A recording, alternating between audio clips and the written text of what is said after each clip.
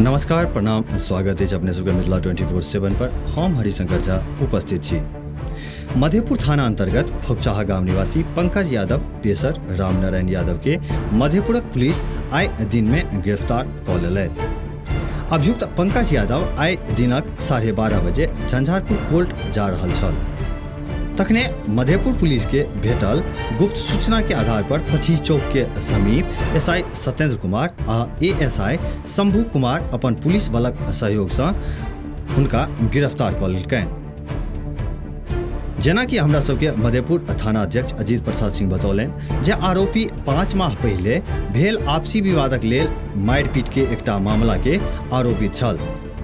आरोपी पर धारा 341, 326, 307, 504, 34 और 27 आर्म्स एक्ट के तहत गोलीबारी करे के आरोप लागल अछि।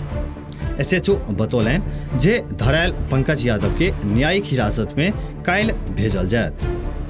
एखन के लेल बस एतबी। एक बेर पुनः उपस्थित है किछु नव खबर के संग। ताब तक देखैत रही मिथिला 24/7। जो चैनल के एखन तक सब्सक्राइब नहीं केलो हैं तो चैनल के सब्सक्राइब अवश्य कर ली। जो खबर नीक लगते हुए तो वीडियो के लाइक करी, शेयर करी, कोनो सुझाव हुए तो कमेंट बॉक्स में जरूर लिखी। धन्यवाद।